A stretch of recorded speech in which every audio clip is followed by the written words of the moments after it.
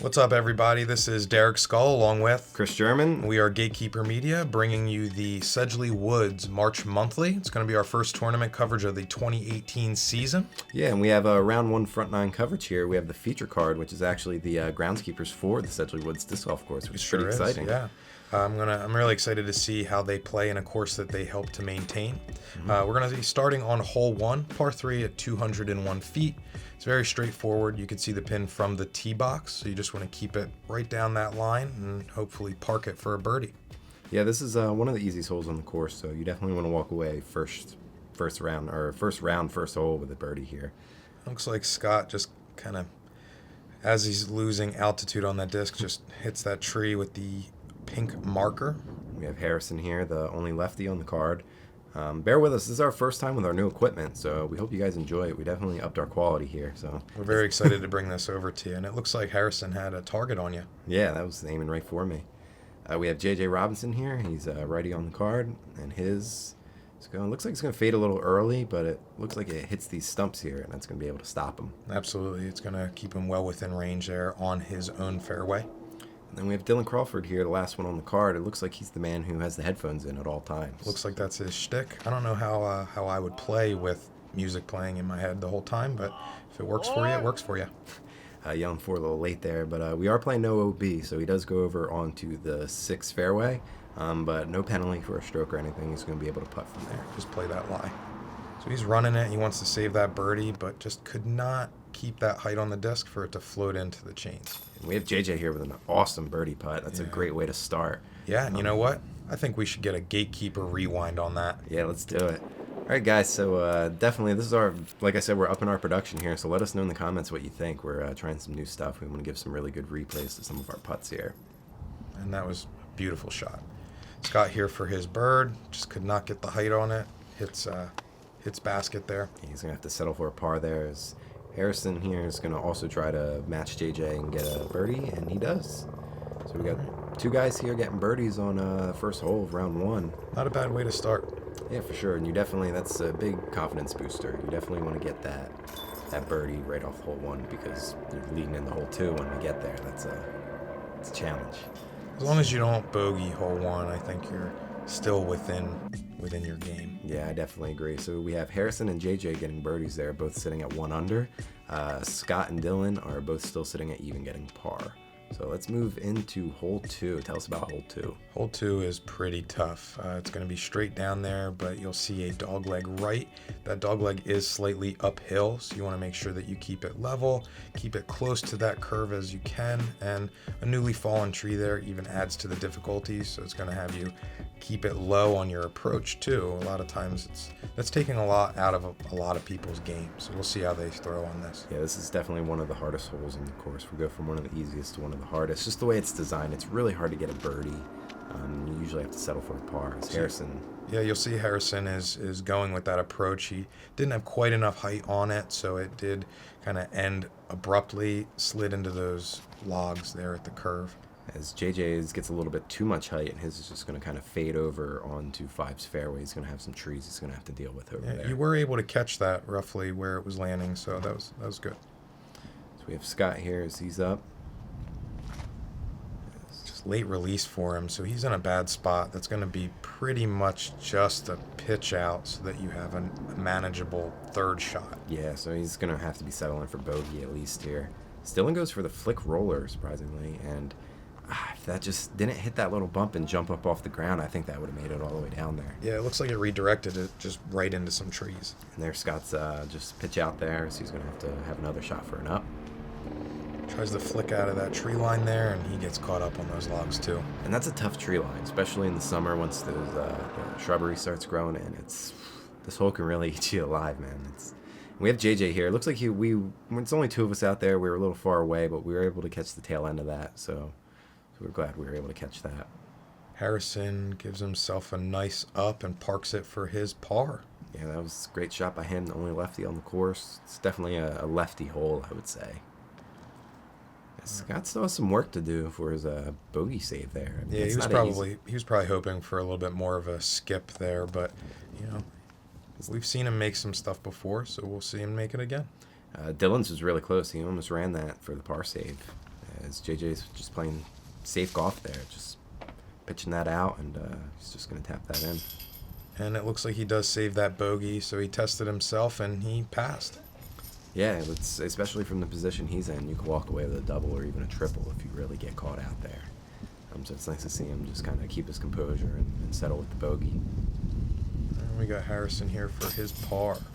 Yeah, the lone par on the card, and that must be a good feeling, knowing everyone else bogeyed and you birdie first hole and par second hole, going under into hole 3.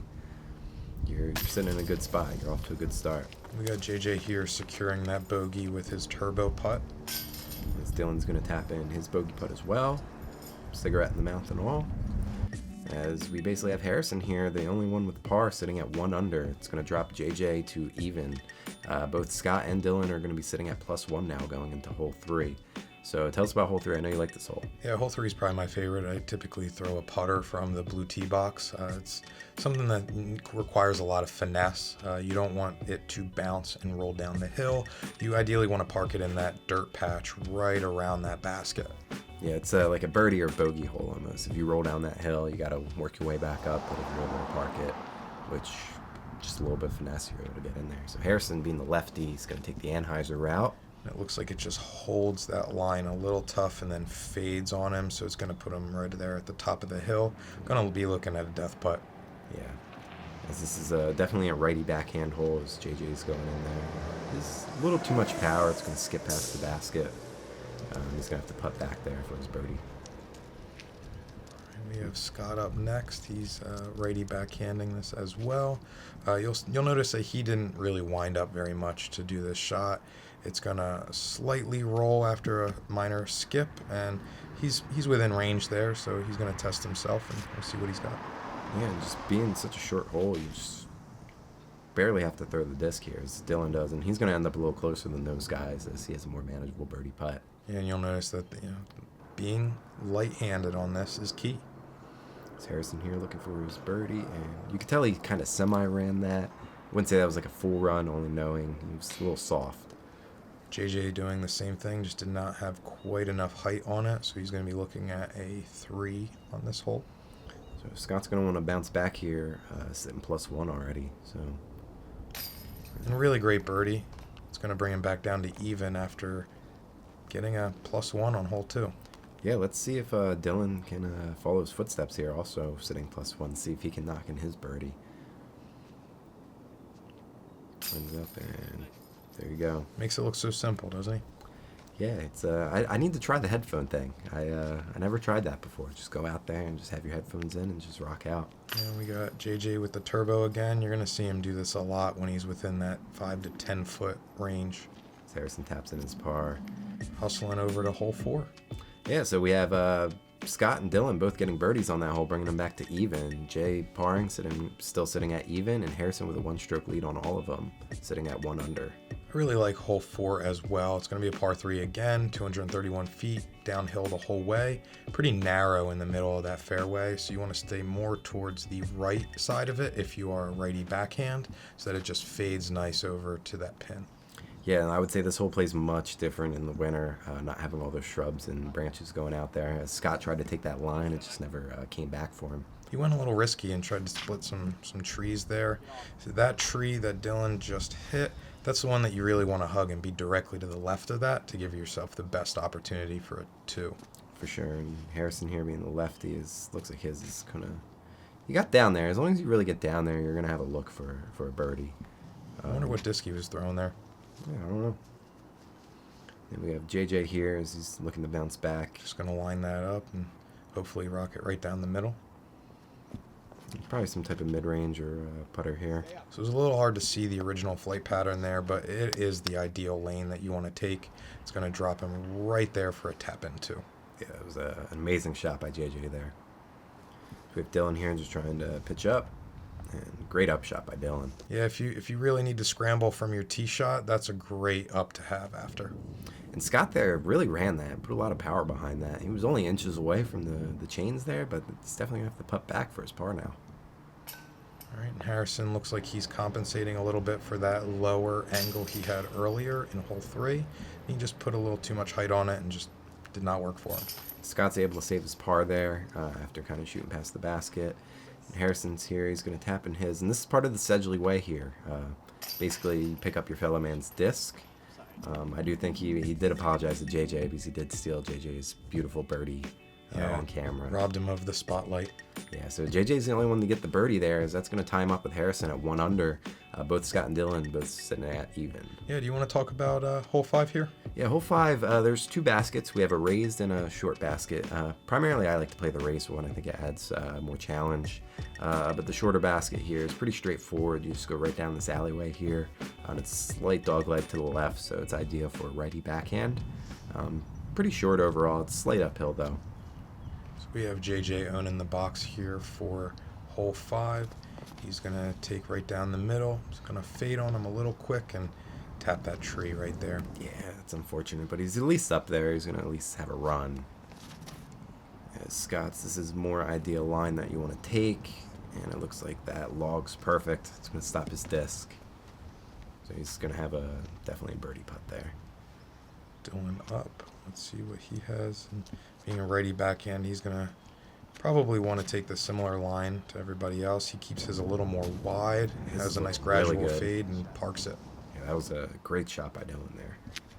It's Harrison the lefty here, and this is pretty funny. He almost actually aces the raised basket. That would have been really funny seeing him make that. I would say that was only about a foot off, and I've never seen anything like that, so I kind of wish that had happened. Yeah. See where the drop would be. And here's JJ's layup. Gets down there, and he's going to have a little bit of a tester, but he should be able to make that. We have a long attempt here. Keeps it high, and it looks like he overshoots it by just a couple inches. Yeah, that was very close. That would have been a really nice putt on his end. As JJ's hits the top of the chains, and that almost splashed out, man. Yeah, I've been victim of splash outs, tree hits, and all of the above, so I know the pain, man. So Scott knocking in the birdie there as Harrison's going to save his par here. And it looks like Dylan should be able to tap in his birdie as well. So it's kind of a trend going on. Scott and Dylan are kind of birdieing together. Yeah, maybe it's the groundskeeper way. Yeah. So with that being said, everyone's sitting at 1 under here. Harrison, JJ, Scott, and Dylan. We have a tie ball game going into the 6th hole. Do you want to tell us about this 6th hole? Yeah, we have hole 6 here. You're going to see that we're blocked up a little bit. You can't really see the pin from the tee box, but if you hop over top of these logs here, you're going to be surrounded by a few trees, but it opens up on the back end there. It plays pretty short, so it's very easy to overshoot. Lefty backhand, ideally for me, would be an Anheuser route on that left alley there, but there is some room if you wanted to play right. A lot of obstacles to navigate through, though. Yeah, a lot of trees. That's the Sedgley way. Scott takes that Anheuser route, and his is looking really good. So that skips right up to the basket. It's going to be a really nice bird. Yeah, and here goes Dylan. Taking that same route. His just fades a little early and hits that tree. We got JJ going with the flick here. Yeah, forehand approach, and it's kind of my style there as he just hits that tree. If he would have got past that tree, that would have skipped right in for a park. Let's see what Harrison has here. This is going to be ideal for a lefty backhand because you're just going to have that standard hyzer shot and hopefully navigate through and park yourself right close to the basket. Yeah, you just want to split those trees up there. That's really it. It looks like he is going to cut before the tree. And I think we missed that one there. Again, new equipment, so we're still learning. Thanks for being patient with us, everybody. It looks like he was happy with that shot, though. As JJ's there took kind of an unfortunate roll. That kind of lost about 5 feet on him. We're trying a spike approach here, and it just misses it by a couple inches. It's an effective method, man. You don't have him roll away. You just plant him right at the bottom of the basket. And Harrison was really running that. It looks like he may have only been inches from chains there. And JJ hits that par. Awesome par by JJ. Looks like he's going to grab Scott's disc there, as well as Dylan's. So if Scott did get the birdie, he's going to rob him of his birdie. So no one's getting a birdie. What goes around comes around, I guess. Then he gets Dylan's par there, as Harrison's here to save his par as well. And you'll start seeing in the background Dylan walking up to take his shot and realizing that JJ has him. It's like, oh, all right. So yeah, that's definitely a Sedgley thing. Some people don't like to watch tap-ins. People don't like tapping their disc in. All right, so Scott's the only one to get the birdie there, so that's going to give him a one-stroke lead on the rest of the card. He's looking good after starting pretty slow. He's going to make a comeback. So we move into hole 7. Hole 7 seems to play a lot longer than it actually is. It's only 261 feet and a very gradual left curve over to the basket, but you have this branch here. You have a very tall tree that can get in the way because that's kind of the way that you want to stay in this lane here. Yeah, this hole, you could definitely hit that tree. If you end up to the right, you could have some problems, kind of where Scott's going right now. It's just held that turn a little too much. He made it through most of it, though, so that's the good news. It didn't get a bad kick onto another fairway or anything. Yeah, so if he's playing safe, he's going to give himself a nice approach. Dylan's going to take that traditional avenue here, get by that big tree. It shanks over towards the end of that fade, and luckily for those downed logs there, it saves him from being in 8's fairway. Yeah, I kind of lost that for a second. It's really hard to keep track of red disc. As JJ's is looking really good here. Yeah, his is coming in hot. It's going to have a little bounce there and puts him right underneath a tree. That was a great ace run. That would have... Whew. Nice shot, JJ. So we have Harrison here, lefty. He's looking like he's going to take that Anheuser route. As it starts fading a little early on him, but he's definitely down there. He's definitely going to have a birdie look from there. All right, so next up we will have Scott here. He's going to want to approach up. Yeah, it looks like he's just kind of has to pitch up, play safe. Yeah. Nice and level, just so that it doesn't bounce up and roll on him. And we have Dylan here. It looks like he's going to go for the birdie putt and sinks it. Beautiful birdie. He goes for that kind of spike route again. And you know what, Derek? You got to have 2 in a front 9. Let's. You want to see another Gatekeeper rewind? Yeah, let's rewind it. All right, guys. Once again, let us know in the comments what you think. We're trying some new stuff here. We want to give you guys some high quality content here. He's gonna just kind of straddle on up there. All right. And it's that type of putt, man. He sinks those right in there. It's almost like he doesn't want to hit the chains. This Harrison's just a little short. Harrison's just having a lot of trouble finding that basket. He's shooting high, shooting low. We have JJ under that tree. You know, it's kind of fitting, I guess, for being a groundskeeper. But if I were taking this shot, I probably would have dropped a knee. But he's gonna go, and you'll see. He's going to show some frustration for that branch, but it's part of the course, so you got to play through. As Scott knocks in his par here, and it looks like JJ's going to walk up and tap in his par. If I'm guessing, it's probably going to be a turbo putt. I'd say that's probably a good guess. Yeah. It's within that 5 to 10. Yeah, every time. And I love seeing that. It's a really cool way to putt. As Harrison's going to tap in his par as well. And it's going to look good for Dylan there. He's going to be the only one getting the birdie here. That's going to give him tied with Scott at 2 under. And Harrison and JJ falling a little behind, both sitting at 1 under. Let's see if they can make a bounce back on these last 3 holes. All right, you want to talk about hole 8 here? Yeah, hole 8 is, I would say, one of the tightest gaps here. It's really tough. That big tree there that you saw to the left, that is a lot of people's enemies. You can kind of take a Anheuser route to the left side of that tree, or if you want to try to split that gap, it's a little more risky, but I would say it's a higher reward.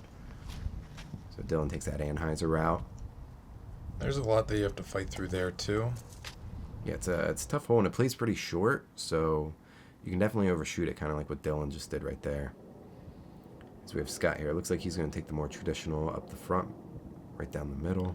You'll see this small tree bounces him pretty close, actually, so it's going to be a happy tree for him. Yeah, definitely. As JJ's up here, and it's looking like he's going to want to split him, and he just hits that tree. Exactly like what you were talking about, but he was very fortunate to get that second bounce on the right side, so it's going to probably put him right there on the edge for a manageable approach. Yeah, I saw that as Harrison kind of knocks a tree there and kind of falls a little short. As JJ here with his up shot. He steps through that one to give himself a little more stability, plants himself behind a tree, but only within a couple feet from the pin. So here goes Dylan taking that grenade route, and his just plants right at the bottom of the basket. It looks like he's going to be taking a par there. No, it seems to be a really good run. It's hard to tell from this angle, but we got Scott here for his 2. Yeah, great tee shot from Scott, and sitting 3 under after starting 1 over after 2 holes. He's definitely putting together a good showing on this front 9. He's definitely kind of in a groove now. And this is my favorite shot, honestly, from the whole round. That's a straddle turbo putt. You gotta love it, man. So Harrison here is going to be knocking in his par. And it looks like he's probably going to be picking up. He signals to Dylan. Yeah, I'm going to pick up your disc, man. We all know you can make that. No one wants to see that. He does apologize, though, but we said it's cool, man. So Scott's the only one with the birdie there. He's going to get another stroke lead on Dylan, sitting at 2 under. And both Harrison and JJ with the par still sitting at 1 under. Heading into hole 9. Tell us about hole 9. Hole 9 is, you see that it's the ideal shot is straight down the middle here and let your disc fade to the left. You have it pretty close behind that guardian tree there, so you want to either kind of overshoot it a little bit and have it hook left, or take that back door from the entire left part of the rough. And Scott's on the tee here. That's looking like a really good shot. It's going to skip up, and that's an ideal shot right there. That's exactly what you want. A little distance, yeah. But that's the line you would like to take. Yeah, a little more power would get him right next to that tree. That would have been nice. As Dylan's just does not come back on him. Turns that over, and that's not a good spot you want to be. Those trees hang really low, so he's probably going to be on his knees taking his next shot. And we got JJ here. This is the typical line that you want. It looks like he's got a little more height, so it's going to carry for him, and he gains probably an extra 10 feet on Scott there. Yeah, and that's a good shot right there. That's going to be basically a tap-in birdie for him. Harrison's is going really high. I think if he would have kept that a little lower, that probably would have been the best of them all. Just kind of fade a little early on him. I think it's just sat a little too high for him. So we got Dylan here crouching. You can see how low those trees are. His just kind of overshoots that a little bit. Yeah, and it is slightly downhill from that spot, believe it or not.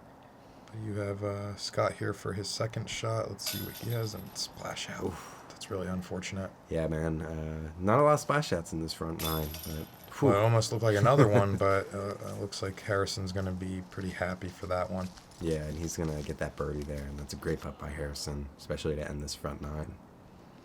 Still in here is trying to save that par and just got a little too high on him. Yeah, you can hear his frustrations. This JJ is a little low, but it sneaks in there, and he's also going to get a birdie here. And a maked putt is a maked putt. Yeah.